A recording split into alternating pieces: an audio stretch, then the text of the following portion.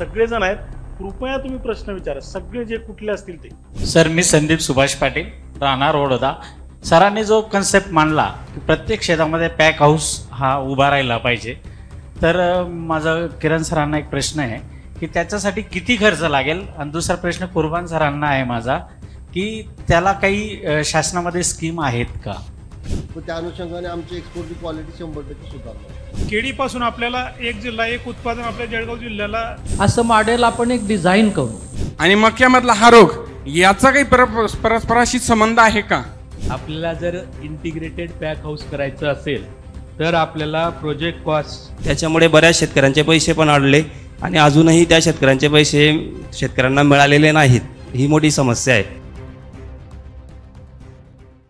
त्याप्रमाणे शास्त्रज्ञ पण आहेत, तडवी साहेब पण आहेत शासकीय योजनेसाठी, आणि के.बी. पाटील साहेब मग त्याचे अध्यक्ष आहेत.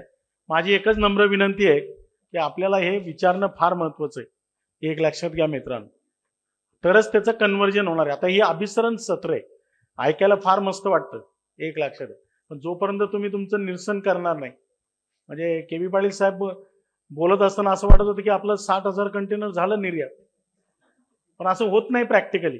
एक लाख.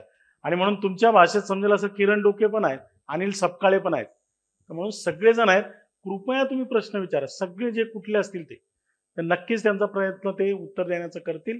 म्हणजे मग आपल्याला अभिसरण करायला सोपं जाईल, निर्णय घ्यायला ते फॅसिलिटेट होईल. प्लीज ओपन आहे डिस्कस, कारण आपल्याला वेळ भरपूर आहे. एक लक्षात, वी आर इन टाइम. एक लाख. हॅलो,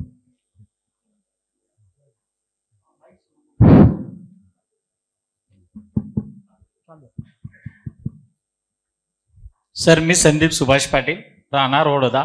सरांनी जो कन्सेप्ट मांडला की प्रत्येक शेतामध्ये पॅक हाऊस हा उभा राहिला पाहिजे, तर माझा किरण सरांना एक प्रश्न आहे की त्याच्यासाठी किती खर्च लागेल, आणि दुसरा प्रश्न कुर्बान सरांना आहे माझा की त्याला काही शासनामध्ये स्कीम आहेत का. के.बी. पाटील साहेबांनी जे सांगितलं, आपल्याला पॅक हाऊसची गरज आहे, पण ती खरंच आवश्यकच आहे.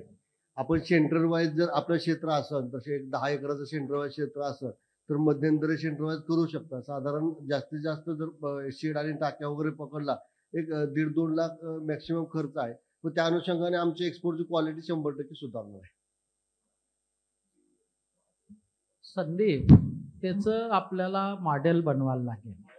हा, म्हणजे साधारण एक 5,000 स्क्वेअर फूट, बरोबर, टाक्यांची साईज, बॉक्स ठेवण्याची जागा आणि पॅकिंगची जागा.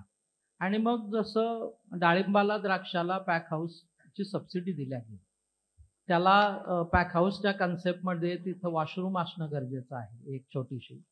त्या ठिकाणी चेंज रूम असणं गरजेचं आहे, म्हणजे जे ॲप्रॉन आहे त्या लोकांनी आल्यावर ते ॲप्रॉन, कपडे लटकवणे, त्यांचे ॲप्रॉन घालणे, असं मॉडेल आपण एक डिझाईन करू का नाही, की छोटं छोटं. त्याचं कारण असं आहे, मी जेव्हा फिलिपिन्सच्या रुरल भागामध्ये फिरलो तर मी 100 बॉक्सेस पासून तर 5,000 बॉक्सेस पॅक करणारे पॅक हाऊस पाहिले, छोट्यापासून तर मोठ्यापर्यंत का नाही. मग जसं भागवत दादा आहे, मग त्यांना ते स्वतः 350 कंटेनर उत्पादित करताय. क्षेत्रानुसार आपण त्याचं आपल्याला बसावं लागेल आणि क्षेत्रानुसार त्याचं डिझाईन आपल्याला बनवता येईल. आणि मग ते कुर्बान तडवी साहेबांकडे द्यायचं की बा तुम्ही याला शासन दरबारी मांडा, त्याला अप्रूव्ह करून घ्या. त्याला काही अप्रूव्ह करण्याला अडचणी येतील असं मला वाटत नाही, कारण पॅक हाऊस हा कन्सेप्ट गेल्या 30 वर्षापासून आहे वेगवेगळ्या पिकांसाठी का नाही. केळीसाठी तो वेगळा आहे, द्राक्षाला काही वॉशिंग बिशिंगची गरज पडत नाही का नाही, डाळिंबालाही वॉशिंगची गरज पडत नाही, तिथं फक्त पॅकिंग आणि ग्रेडिंग होतं. पण केळी हे असं पीक आहे की ज्याला वॉशिंगची गरज आहे, ड्राईंगची गरज आहे का नाही, फंजीसाईड ट्रीटमेंटची गरज आहे ड्युरिंग द पॅकिंग. आणि म्हणून त्याचं मॉडेल आपल्याला ठरवायला लागेल. ते आपण ठरवू, साधारण 5,000 ते 6,000 स्क्वेअर फुटामध्ये ते बसायला पाहिजे असा आपला अंदाज आहे. पाटील साहेब आहे आपल्या इथले. हा प्रश्न म्हणजे माझ्या मार्गदर्शनाचा विषय तो होता, परंतु खुल्या चर्चेत आल्यामुळे तो एक सांगतोय त्या अनुषंगाचं की आपले एकात्मिक फलोत्पादन विकास अभियान, आपण पॅक हाऊस जर म्हटलं तर आपल्याला अगोदर आठवत असेल की एक साधारणतः 4 लाखाचं एस्टिमेट, आपलं 2 लाखाचं अनुदान या अनुषंगाचं आहे.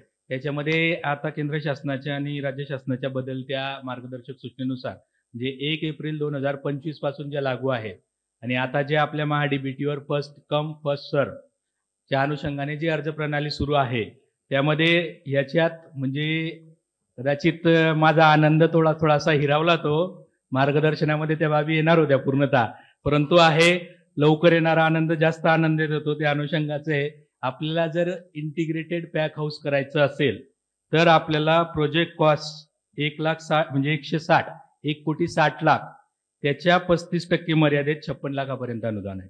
त्याच्यामध्ये इंटिग्रेटेडमध्ये मग आपलं शीतगृह आहे, पूर्व शीतगृह आहे, शीतखोली आहे आणि आपल्याला त्याच्यात वाहन आहे. 2 वाहन आपण घेऊ शकतो. याच्यामध्ये बेनिफिशरीची पहिली अडचण होती की बेनिफिशरी आपली एफपीसी असावी. आता इंडिव्हिज्युअल बेनिफिशरी गट आणि एफपीसी किंवा ज्या कोऑपरेटिव्ह संस्था आहे त्या अनुषंगाचं ते रिलेटेड आहे. हा झाला एक मॉडेल. प्लस जर आपल्याला जायचं असेल की हा थोडासा खूपच मोठा होतोय म्हणजे हर घर आणि हर खेत पॅक हाऊस या कन्सेप्टला जर आपण म्हटलं म्हणजे आता खुल्या आपण हार्वेस्टिंग करतोय, खुली पॅकिंग करतोय, त्याच्यापेक्षा किमान 30% बेटर असावं किंवा 40% बेटर असावं तर याच्यात 25 लाखात सुद्धा पॅक हाऊस आहे. याच्यात आहे म्हणजे जे आपण खुली करतोय पॅकिंग त्या अनुषंगाचं आहे. प्लस तिसरी एक गोष्ट म्हणजे या रिलेटेड आहे, जर आपल्याला इंटिग्रेटेड पॅक हाऊस न घेता किंवा इंडिव्हिज्युअल पॅक हाऊस न घेता जर कलेक्शन ॲग्रिगेशन सेंटर घ्यायचे म्हणजे खुली तीच त्याच्यात म्हणजे जी आपली डिमांड बेस आहे त्या अनुषंगाच्या रिलेटेड आपल्याला बाबी त्याच्यात 3,20,00,000 आपला प्रोजेक्ट त्याच्या 35% 1,12,00,000 आपल्याला अनुदान या अनुषंगाचे. आणि इथं पण महाडीबीटीच्या अनुषंगाने फर्स्ट कम फर्स्ट सर्व याच्यामध्येही आपल्याला क्षमता ही 3 मेट्रिक टनापासून ते 6 मेट्रिक टनाच्या अनुषंगाची जी आपली आवश्यकता असेल त्याचे नामांकन दिलेले आहेत त्या अनुषंगाचे रिलेटेड या बाबी आहेत. म्हणजे जे आपल्या इंटिग्रेटेडमध्ये आहे किंवा कलेक्टिव्ह सेंटरमध्ये आहे किंवा पॅक हाऊसमध्ये कोणकोणत्या बाबी मिनिमम आल्या पाहिजे मिनिमम आणि त्याच्यातही टाईप 1 टाईप 2 टाईप 3 दिलेले आहेत. म्हणजे असं नाही की हा साचा आहे तुम्ही हा साचा पूर्णतः घ्या, त्या साच्यामध्ये पण सब साचे आहेत म्हणजे आपल्या फील्ड परिस्थितीचं जे आवश्यक असेल ते आपण त्याच्यात ऍड करू शकतो. कॉस्ट नाम फायनल आहेत MIDHचे किंवा NHBचे जे आपल्याला युनिट कॉस्ट फायनल आहेत प्रत्येक बाबीच्या अनुषंगाचे ते युनिट कॉस्ट फक्त फायनलाइज ठरले जातील. म्हणजे मार्केट रेट जर त्या युनिटचं 11 रुपये असेल आणि त्याचे युनिट कॉस्ट जर 8 रुपये असेल तर 8 रुपयाच्या अनुषंगानेच ते त्या बाबी याच्यात येतील. याच्यात साधारणतः जर शीतगृहाचा विचार केला म्हणजे कलेक्टिव्ह ॲग्रिगेशन सेंटर तर 5 लाख रुपये प्रति मेट्रिक टन एवढं आपलं आहे आणि 3 ते 6 मेट्रिक टनाच्या अनुषंगाचं आहे. त्याच्यात जर आपण शीतखोली केली म्हणजे आपण कूलिंग चेंबर जर केलं तर 26 लाख प्रति चेंबर प्रमाणे आणि एका टनाची 15 ते 15 टनाचे 4 चेंबर अशा अनुषंगाचे 60 मेट्रिक टनाचं एकाची कॅपॅसिटी याच्या रिलेटेड. मग आपल्याला 2 पाहिजे 4 पाहिजे त्या अनुषंगाचं.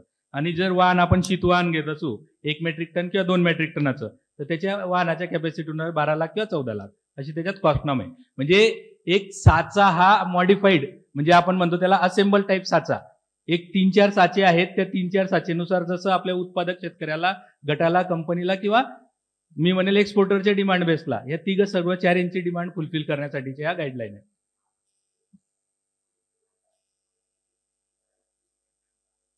नाही तडवी साहेब हे मोठे पॅक हाऊस झाले किंवा मोठी कॉस्ट नाम झाली. बरोबर आपल्याला एक पॅक हाऊस असं डिझाईन करायला लागेल की ज्याच्यामध्ये प्री कुलिंग नाही, कोल्ड स्टोरेज नाही, कूल व्हॅन नाही. बरोबर जस्ट शेतकऱ्याने फक्त ते पॅक हाऊस घ्यावं, त्या ठिकाणी केळी पॅक व्हावी आणि ती सेंट्रल कोल्ड स्टोरेजला तिथून जाईल म्हणजे फील्ड पॅकिंगसाठी.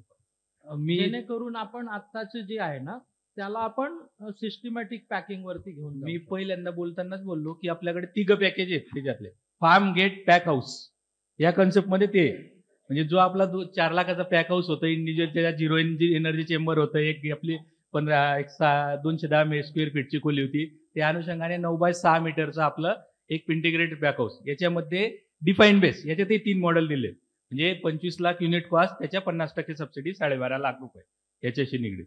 म्हणजे जो आपल्याला डिमांड बेस आहे सध्याच्या घडीला तो आपल्या इथं फुलफिल होतो.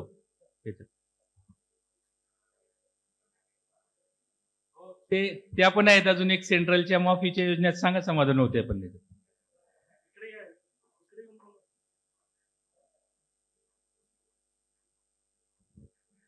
याच्यामध्ये कृषी पायाभूत सुविधा अंतर्गत आपण इंटरेस्ट सबवेन्शन घेऊ शकतो. याच्यामध्ये शेतकऱ्यांना आपल्या शेतामध्ये pack house, cold storage, cold room, ripening chamber हे बांधण्यासाठी 2 कोटी रुपयापर्यंत आपल्याला CGTMSE बेनिफिट बँकांकडून मिळू शकतो. म्हणजे विदाऊट मॉर्गेज आपण घेऊ शकतो. याला 9% व्याजाची कॅप लागेल आणि 3% इंटरेस्ट सबवेन्शन मिळेल. हा पहिला फायदा. दुसरा फायदा, आपण 50 मेट्रिक टनपेक्षा मोठं किंवा 50 मेट्रिक टन पर्यंत आपण याचं आपल्या शेतामध्ये कोल्ड स्टोरेज पण आपण बांधू शकतो किंवा गोडाऊन पण घेऊ शकतो किंवा आपण पॅक हाऊस पण घेऊ शकतो. त्याच्यानंतर जे काही केडी प्रक्रिया प्रायमरी प्रोसेसिंग आपण म्हणतो, वॉशिंग असेल, वॅक्सिनेशन असेल किंवा आपल्याला जे पॅक हाऊस जे पण काही बनवण्यासाठी करायचं असेल, अपेडाची पण योजना आहे. त्याच्या अंतर्गत सुद्धा आपल्याला महिलांच्या नावाने 75% पर्यंत अनुदानातून आता आपण पाचोरा लोहारा या ठिकाणी एक प्रोजेक्ट दिलेला आहे. आणि लाभार्थी जर का मेल असतील तर त्यांना 35% अनुदानातून अपेडा अंतर्गत सुद्धा आपण घेऊ शकतो.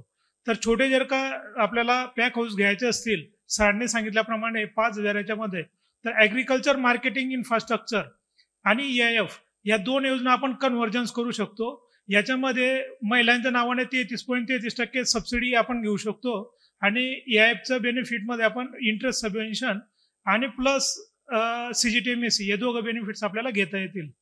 अधिक जर का काही संपर्क करायचा असेल तर वाटल्यास मी माझा नंबर देऊन देईल. सांगा ना नंबर.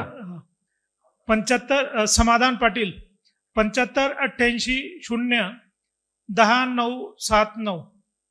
त्याच्यानंतर याच्यामध्ये आपल्याला जर का रायपनिंग चेंबर करायचे असतील तर PMFME स्कीम आहे, पंतप्रधान सूक्ष्म खाद्य उन्नयन योजना. केळीपासून आपल्याला एक जिल्हा एक उत्पादन आपल्या जळगाव जिल्ह्याला म्हणजे आपण ODOP म्हणतो. कुठल्याही प्रकारे आपल्याला प्रायमरी आणि सेकंडरी प्रोसेसिंग करायचे असतील तर आपल्याला 35% अनुदानातून सुद्धा आपण त्या स्कीम अंतर्गत लाभ घेऊ शकतो. नंबर 7588 0 10 9 7 9. त्यामध्ये अजून एक ऍड करतो, PMFME अंतर्गत जर आपल्याला 50,000 कंटेनरचं जर आपण स्वप्न बघतोय आणि ते आपल्या समोर ठेवतो आहेत, तर आपल्याला एक कॉमन इन्फ्रास्ट्रक्चर फंड CIF जर करू शकत असू तर आपल्याला 10 कोटीचं प्रोजेक्ट त्याचं 30% अनुदान म्हणजे 3 कोटीपर्यंतचं अनुदान कोणत्याही FPCला, कोणत्याही FPCच्या फेडरेशनला, कोणत्याही कोऑपरेटिव्ह जिथं रजिस्टर आहे अशा संस्थेला ते आपल्याला अवेलेबल आहे. CIF म्हणून कॉमन इन्फ्रास्ट्रक्चर फंड म्हणजे पायाभूत सुविधांसाठीचं आपल्याला आवश्यक असणाऱ्या बाबी, म्हणजे तिथं सुद्धा आपल्याला 3 CR पर्यंतचं अनुदान त्याच्यामध्ये अवेलेबल आहे. आणि या सगळ्या ह्या योजना या पूर्णतः ऑनलाईन आहे.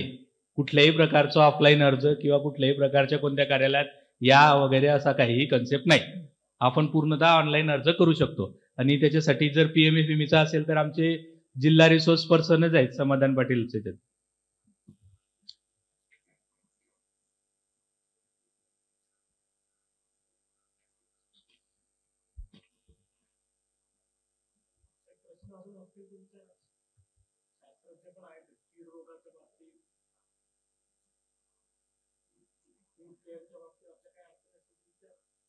शंका मनात ठेवून वापस जाऊ नका.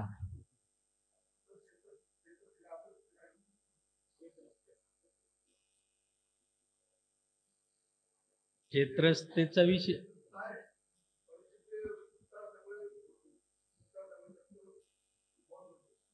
नाही, क्षेत्रस्त्याचा विषय तुम्ही जर सकाळी केला असता तर योग्य झालं असतं, कारण की त्याची कॉम्पिटंट अथॉरिटी तहसीलदार साहेब आणि कलेक्टर साहेब आहेत. ते समर्पक उत्तर नाही. सरांनी बोलताना बोलले होते की अनुदान त्या अशी योजना नाही, परंतु MG नरेगा महात्मा गांधी राष्ट्रीय ग्रामीण रोजगार हमी योजना त्या अंतर्गत आपण गावाच्या विकासासाठीचा जो क्षेत्रस्थ आहे, शेतपानंद रस्ता हे करू शकतो. आणि त्याचं इम्प्लिमेंटेशन हे तहसीलदार साहेब आणि कलेक्टर साहेबांच्या विंगमध्ये होतं. म्हणून माझं म्हणणं होतं की तुम्ही जर हा प्रश्न सकाळी विचारला असता तर समर्पक उत्तर त्याला मिळालं असतं. नाही सर, खासदार निधीतून काही योजना आहे का? हा, ते काही मी सांगू शकत नाही त्या बाबीसाठी. सकाळी रक्षाताईच्या भाषणामध्ये एक मुद्दा होता की रोजगार हमीमधून शेत रस्ता तयार करणे 28 लाख प्रति किलोमीटर ही गावाला सुविधा आहे.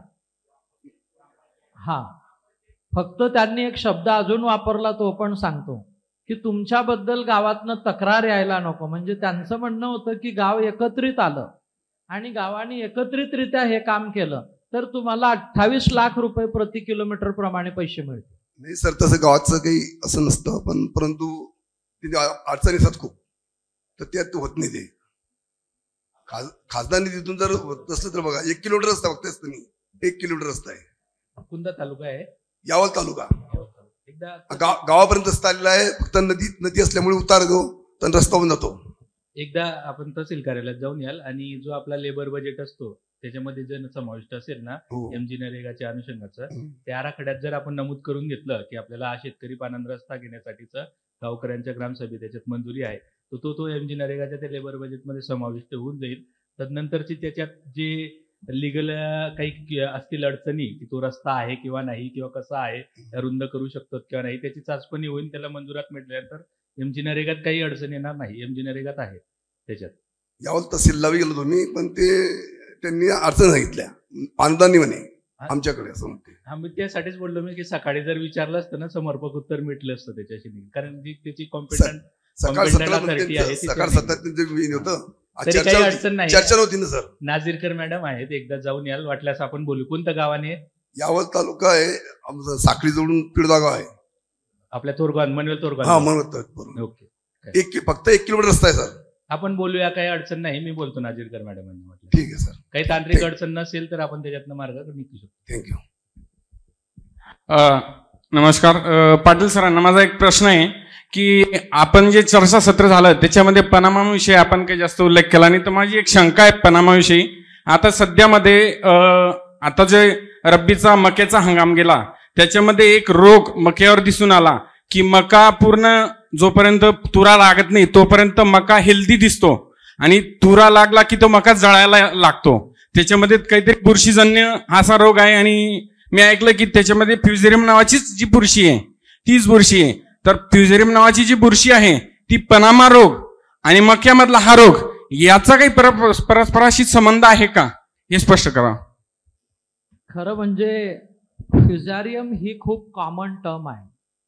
तुम्हाला फ्युजारियम विल्ट तुरीवर दिसतो, तुम्हाला फ्युजारियम विल्ट कापसावरती दिसतो, तुम्हाला फ्युजारियम विल्ट हा डाळिंबावरती दिसतो, बरोबर, मक्यावरती दिसतो. परंतु पनामाची जी रेस आहे फ्युजारियम ती कम्प्लिटली वेगळी आहे का नाही. त्याचा याचा तसा संबंध नाही, किंवा तसंही त्याचा अल्टरनेट होस्ट म्हणून कुठेही लिटरेचरमध्ये तसं लिहिलेलं नाही आहे का नाही. त्याच्यामुळे निश्चितपणाने मका केळीच्या प्रदेशामध्ये वाढू नये याच्यामध्ये कुठे शंका नाही. त्याचं कारण वेगळं आहे. मक्याची शेती आज तांदलवाडी गावात जर तुम्ही गेलात तर तुम्हाला एकही मक्याचं शेत तांदलवाडी गावात दिसणार नाही, कारण CMVला जे मुख्य CMVचा प्रसार झाला तो मक्यामुळे झाला आणि कापसामुळे झाला. तुम्ही जसं सांगितलं तसं यावर्षी डॉलर हरभऱ्याचं उत्पादन कोणालाच आलं नाही. मागच्या वर्षी ज्या शेतकऱ्याने एकरी डॉलर हरभरा 12 क्विंटल काढला त्यांनी यावर्षी 4 क्विंटल काढला. एवढा डॉलरवरचा जो फ्युजारियम विल्ट आहे हा बडवानी, धार आणि खरगोणमध्ये मोठ्या प्रमाणामध्ये वाढला का नाही. परंतु त्याची रेस आणि ह्याची रेस ही कम्प्लिटली वेगळी आहे. तर काही संबंध नाही. तो जो मक्याचा जो विल्ट आहे फ्युजारियम मोलिनी फार्मी म्हणून बुरशी आहे, त्याचा आणि त्या पनामाचा काही संबंध नाही. नमस्कार पाटील साहेब, आपल्यासाठी प्रश्न आहे माझा की आपण सकाळपासून अगदी समर्पक, मुद्देसूद आणि अगदी सुटसुटीत भाषेमध्ये निर्यातक्षम केळीबद्दल अगदी पोटतिडकीपासून मार्गदर्शन करत आहात. त्याच्याबद्दल आम्ही सगळेच आभारी आहोत. परंतु काही वर्षापूर्वी national horticulture training centre Pune, Talegaon Dabhade या ठिकाणी जाण्याचा योग आला होता. त्या ठिकाणी 3 दिवस, 6 दिवस, 9 दिवस असे फुलशेतीसाठीचे, हायटेक फुलशेतीसाठीचे कोर्सेस आहेत. रहिवास, त्याच्यानंतर पॉवर पॉईंट प्रेझेंटेशन आणि नोट्स. तर आपण या निर्यातक्षम केळीच्या संदर्भात असं मार्गदर्शन उपलब्ध होऊ शकेल का आपल्या परिसरामध्ये? कारण आता हा कार्यक्रम संपला म्हटल्यानंतर उपस्थिती आपल्याकडे तशी नाही. अशी उपस्थिती आपल्या प्रत्येक पॉकेटमध्ये होऊ शकते, कारण सध्या गरज आहे की जिथून 2 पैसे मिळतील असं क्षेत्र दुरापास्त आहे. आणि याच्यात तुम्ही सांगतायत की एवढं प्रॉस्परस फ्युचर दिसतं आहे, तर असं काही जर नियोजन करता आलं तर खूप चांगली गोष्ट होईल अशी माझी विनंती आहे. नाही, नक्कीच आपल्याला करता येईल. म्हणजे तुम्ही समूहाने जरी आयोजित केलं किंवा गावाने आयोजित केलं उदाहरण मी जस्ट 8 दिवसापूर्वीच आपल्याला सांगेल. आत्ता करंजच्या शाळेमध्ये संध्याकाळी 4 ते 8 आपण एक प्रशिक्षण केलं. ज्या सगळ्या वादळामध्ये बागा पडल्या होत्या त्यांचं पुनर्जीवन कसं करायचं, त्याच्यातून शेतकऱ्याला कसं बाहेर काढायचं आणि बाकीचं केळीचं मॅनेजमेंट. तर लागवडीपासून तर निर्यातक्षम केळी हार्वेस्ट करेपर्यंतचं पूर्ण मार्गदर्शन आपल्याला त्यामध्ये करता येईल. राहिला डॉक्युमेंटेशन, कंटेनरचा क्लिअरन्स, CHAचा रोल म्हणजे कंटेनर हँडलिंग एजन्सी जी असते त्याचा रोल, त्याच्यासाठी लागणारे सगळे सर्टिफिकेशन, त्यासाठी मी एकतर बलरामला बोलवेल किंवा विशालला बोलवेल, दोघांपैकी ज्यांना वेळ असेल. पूर्णपणाचं मार्गदर्शन आपण तिथं येऊन करू शकतो. आपण जैन हिलला आलात तर जैन हिल्सवरती आपण करू शकतो. आपली इच्छा असेल की आपण NRC बनानाला ट्रिचीला जाऊन करावं तर आपण त्या ठिकाणी जावा, तिथंही सगळी राहण्याची वगैरे सगळी व्यवस्था आहे. फक्त त्यांचे जे चार्जेस आहेत ते आपल्याला ट्रेनिंगचे नॉमिनल असतात, फार काही नसतं. त्या ठिकाणी आपल्याला ट्रेनिंग करता येईल, ती काय अडचण नाही. आपण केव्हाही सांगा, आपण रेडी आहोत.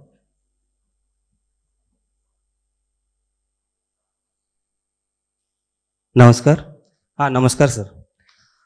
गेल्या वर्षी आमच्या भागात म्हणजे नांद्रा आणि करंज परिसरात पिटिंगचा प्रॉब्लेम खूप मोठ्या प्रमाणात जाणवला आणि म्हणजे शेतकऱ्याला वेळ मिळाला नाही असं म्हणायला हरकत नाही की त्या काळात पावसाचं पण वातावरण मोठ्या प्रमाणात आणि जे वेग होता पिटिंगचा येण्याचा त्याच्यामुळे बऱ्याच शेतकऱ्यांचे पैसे पण अडले आणि अजूनही त्या शेतकऱ्यांचे पैसे शेतकऱ्यांना मिळालेले नाहीत.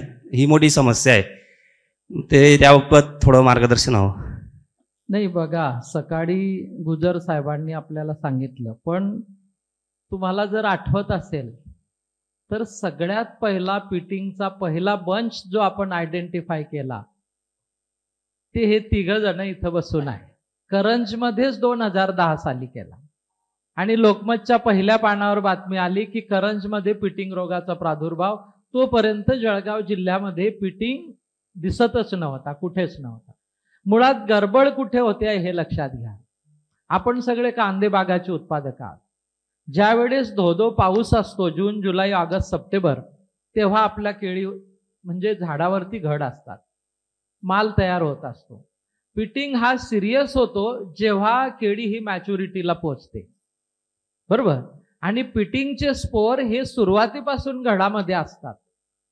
म्हणून घडाची फणी जेव्हा अशी आहे त्यावेळेस पिटिंगचा स्प्रे झाला पाहिजे. आपण पिटिंगचा स्प्रे करतो चिन्ह स्पॉट दिसल्यानंतर, तोपर्यंत तो पूर्ण घडामध्ये पसरलेला असतो आणि कॉम्पॅक्ट घडामध्ये केमिकल पोहोचत नाही, फंजीसाईड पोहोचत नाही.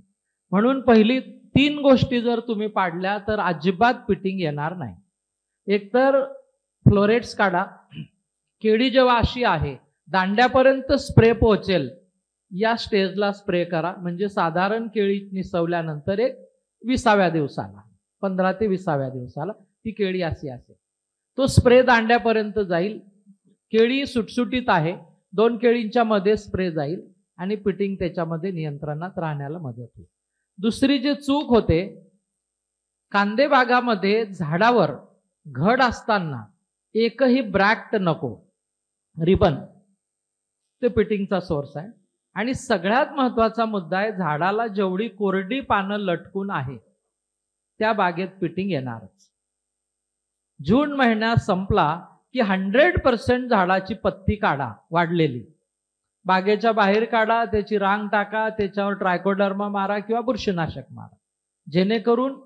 तिसरा मुद्दा, हा बंच आहे आणि हे पान आहे, याचं टोक जळालेलं आहे, करपलाय रोगाने आणि ते घडाच्या जवळ आहे, त्याच घडावर तुम्हाला पिटिंग दिसेल. पिटिंगच्या स्पोरला पायरेक्युलारिया नावाची जी फंगस आहे तिला वाढण्यासाठी डेड मटेरियल लागतं, बरोबर.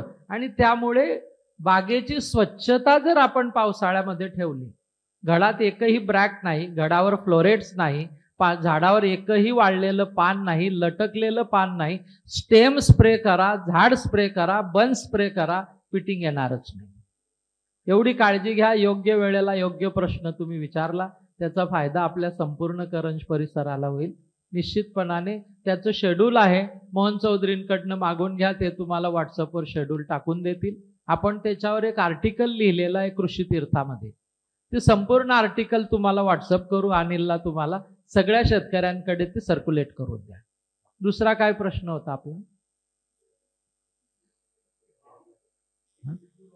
हा, केळी पिकली, बरोबर. काय झालं, मागच्या वर्षी पावसाळा डेझलिंग रेन राहिला, क्लाउडी वेदर राहिलं आणि वातावरणामध्ये स्पोर म्हणजे फंगसचा लोड वातावरणात मुळामध्ये इतका मोठा होता आणि ज्या पद्धतीने त्याचं पॅकिंग झालं, इथं बसला आहे आपला बलरामने मला इराणमध्ये पोहोचलेल्या बॉक्सेसचे फोटो टाकले की मोठ्या प्रमाणामध्ये क्राऊन रॉटिंग झालं. उन्हाळ्यामध्ये फील्ड पॅकिंग करणं, वातावरण कोरडं आहे, निर्जंतुक आहे, आणि पावसाळ्यामध्ये फील्ड पॅकिंग करणं, वातावरण पोल्युटेड आहे फंगल स्पोअरने, का नाही?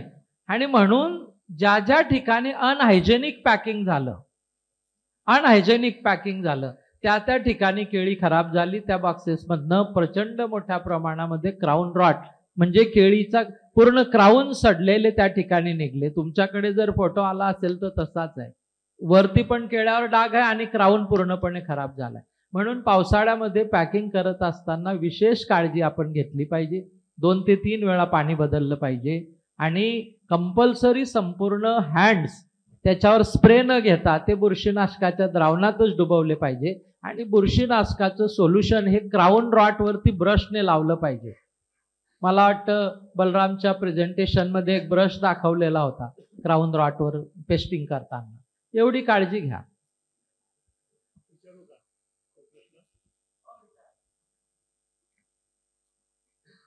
माझा जो प्रश्न आहे तो थोडा वेगळा आहे, म्हणजे या परिषदे संदर्भातच आहे. आमच्या केळी उत्पादकांचे परिस्पर्श आदरणीय के.बी. पाटील साहेब आणि शासकीय प्रतिनिधी कुर्बान तडवी साहेब आणि आपण सर्व निर्यातदार बंधूंनो, माझं 6 मेला जळगाव जिल्ह्यामध्ये 5 आणि 6 मेला आणि नंतर पूर्ण मे महिन्यामध्ये वादळ गारपीट खूप मोठ्या प्रमाणात झाली. माझा त्यानंतर दुसऱ्याच दिवशी मी के.बी. पाटील साहेबांना सांगितलं, त्यांच्या सूचनेप्रमाणे माझे तहसीलदार आणि आपले कृषी अधिकारी आमच्या पंचनामा करायला आले. माझा स्वतःचा 3000 केळीचा बाग जो बघायला आला होता व्यापारी, त्याने सांगितलं 2-3 दिवसात भाव वाढतील, तुम्ही घाई करू नका, 2-3 दिवसात आपला माल कापला जाईल. एकही झाड माझं शिल्लक राहिलं नाही, एकही झाड शिल्लक नाही. पंचनामा झाला, सगळ्या गोष्टी बरोबर आहेत साहेब, त्याबद्दल दुमत नाही. आता त्याच सोबत मक्याचंही नुकसान झालं, दादरचं नुकसान झालं, ज्वारीचं नुकसान झालं, कापसाचं नुकसान झालं. पण शासनाचे नॉर्म्स आहेत की तुम्ही सगळ्या पिकांना सरसकट एकच भाव किंवा मदत जी करणार आहात तुम्ही ती सरसकट करणार आहात. आता हा राजकीय प्रश्न आहे. 3 वर्षापूर्वी जो नॉर्म्स होता इलेक्शनच्या आधी, तो नॉर्म्सचा जो GR होता तो परवाच्या दिवशी बदलला, बरोबर आहे ना साहेब? तो बदलला, त्यामुळे जे आता ज्यांचे पंचनामे झाले आहेत त्यांचं नुकसान फार कमी त्यांना मिळणार आहे. आणि माझ्यासारख्यांना ज्यांचं म्हणजे पूर्ण नुकसान झालं त्यांना याच्यातून काहीच फायदा होणार नाही. आता तुम्हाला मी सांगण्याची गरज नाही, एका बिघ्याला वर्षभराचं आमचं केळीचं पीक असतं. केळीमध्ये आम्ही अनेक प्रयोग प्रत्येक ठिकाणी गेलो, ते मुळव्यात सारखे, कोणी सांगतं हे औषध घ्या, कोणी सांगतं ते औषध घ्या. 1 लाख रुपये आम्हाला एका याचा खर्च येतो. आमचा बाग जर जमीनदोस्त झालेला आहे आणि आम्हाला शासन जर 5,000 आणि 10,000 रुपयाची ती तुटपुंजी मदत देणार असेल तर काय गरज आहे आम्हाला त्या मदतीची? तर माझी विनंती आपल्याला आहे, आम्हाला रागवण्यात नाही, तर के.बी. पाटील साहेब जसे आम्हाला सगळ्या गोष्टीचं मार्गदर्शन करतात तसं साहेब आपण तुम्ही आणि कुर्बान तडवी साहेब तुम्ही तुमचा जास्त वाटा आहे याच्यामध्ये. शेतकऱ्याला जास्तीत जास्त मदत, हा इथे बसलेला सगळा केळी उत्पादक आहे, यांच्या प्रत्येकाचं काही ना काही नुकसान झालं असेल तर याच्या बाबतीत तुम्ही शासनाला सहानुभूतीने विचार करण्यासाठी काही प्रयत्न करा, ही आमची हात जोडून आपल्याला विनंती आहे. आपण म्हणजे ठराव माणूस सांग काय आपण म्हणजे प्रश्न पण विचारला आणि त्याच्यात उत्तर पण देऊन दिलं. त्याच्यात आहे की तुमच्या हातात काही नाही, या अनुषंगाचं उत्तर पण त्याच्यात अर्धगडित होतं. तरी आपला जो शासन निर्णय 27 मार्च 2023 होता, त्याच्यामध्ये जिरायती पिकांसाठी 8,500 आणि बागायती पिकाचे असेल तर 17,000 या अनुषंगाची आपली नुकसान भरपाईची होती आणि हेक्टरची मर्यादा 2 हेक्टरपर्यंत मर्यादित होती. तदनंतर याच्यात रिव्हिजन झाले 1 जानेवारी 2024ला. त्याच्यामध्ये जिरायतीसाठी झाले 13,600 आणि बागायतीसाठी झाले 27,000. आणि आता तो काल परवाचा म्हणजे 30 मे 2025चा GR तो रिवाईज झाला. आपल्याला कल्पना आहे त्या अनुषंगाचं 8,500 आणि 17,000. आता आपली जी नैसर्गिक आपत्तीचा म्हणजे तुम्ही त्याच्यात 2 विषय आहेत त्याच्याशी निगडीत, की जो आपला म्हणजे आम्ही करंजला फील्ड व्हिजिट पण घेतली त्या अनुषंगाचं रिलेटेड आहे, की आपण त्या रिलेटेड आपला सांगताना आम्ही तिथं पण केलेलं होतं की वादळ, वारा आणि गारपीट म्हणजे आणि आपल्या सकाळच्या पासून ते आतापर्यंतचं याच्या अनुषंगाचं आपलं उत्तर बी तेच आहे की आपण थोडं स्मार्ट असावं या अनुषंगाचं, आणि आपण आहोत, परंतु त्याच्यात अजून ऍडिशन व्हावी याच्या रिलेटेड. आता आम्ही बघत असताना अनिल भाऊ त्यांच्या गावातच होतो, त्याच्या रिलेटेड बरेच शेतकरी टाकत होते तिथं गारपीट झाली. आता गारपीटचं कव्हरेज कधी इन्शुरन्सचं ते एप्रिल अखेरपर्यंत संपतं आणि आपण 5 मेला झालं. साहजिकच आहे, कंपनी आहे, शेवटी उत्तर काय येणार आहे सगळ्यांना कल्पना आहे. याच्याशी निगडीत आहे. हा झाला विम्याशी निगडीत. आता नैसर्गिक आपत्तीशी निगडीत असं असतं की नैसर्गिक आपत्तीमध्ये पंचनामा करणाऱ्या ग्रामस्तरावरच्या 3 यंत्रणा आहेत. ग्रामविकास आहे, कृषी आहे, महसूल आहे. 3 यंत्रणेचा संयुक्त स्वाक्षरीचा 3 BDOचा अहवाल आपल्याकडे येतो. त्या अनुषंगाचं 3 म्हणजे जिल्हा स्तरावर पण मान्य जिल्हाधिकारी महोदय, माझी आणि मान्य CO महोदय यांच्या संयुक्त स्वाक्षरीचा अहवाल शासनाकडे निधी मागणीसाठी जात असतो, जो क्षेत्रीय स्तरावरून आलेला आहे. आता आपली गारपीट आणि झालेला GR म्हणजे याची जर तांत्रिकदृष्ट्या जर तारखेचा मेळ घातला तर आपल्याला पूर्व निकषानुसार भेटायला काही हरकत नसावी. परंतु हा शासनाच्या अनुषंगाचा बाब आहे. आपण आपली बाबी केलेली आहे. जो आधीच्या GRच्या अनुषंगाचं होतं, जे आपल्याला वाढीवचं असतं त्यानुसारच आपला हा मेच्या रिलेटेड जाईल असं वाटतं. परंतु शेवटीच्या प्रशासनाच्या अनुषंगाने आलेल्या GRच्या अनुषंगाने जोपर्यंत महिना संपत नाही, महिना संपल्यानंतरच त्याचा अंतिम अहवाल जातो. कारण 1 मे आणि 30 मेला जर काही घटना घडली तर त्याचे पंचनामे एकत्रितरित्या आहे आणि एकाच महिन्याचे 2 अहवाल गेले तर एकच पात्र ठरतो. त्याच्यामुळे तो संयुक्त अहवाल महिना संपल्यानंतर त्याच्या 15 दिवसात जातो. म्हणजे आता 15 जून पर्यंत तो अहवाल जाईल या अनुषंगाचं आहे. पण आता त्याच्यात तेच नमूद आहे आणि शासन स्तराची बाब आहे आणि आपण तेही मान्य केली त्या अनुषंगाचं आहे. परंतु आपल्याकडनं ज्या बाबी आहेत त्या बाबी नियमित ज्या बाबी निर्धारित आहेत तशाच निर्देशित केलेल्या बाबी त्याच्यात नमूद होतील. काही अडचण नाही. जास्तीत जास्त म्हणजे GR नुसार मलाच मर्यादा आहेत, तर GR पेक्षा तर जास्त आपण टाकू शकतच नाही ना. विकास दादा, इन्शुरन्स आणि भरपाई येईल ते येईल, पण त्याच्या पिलभागाचं व्यवस्थापन इमिजिएट सुरू करा. बरोबर.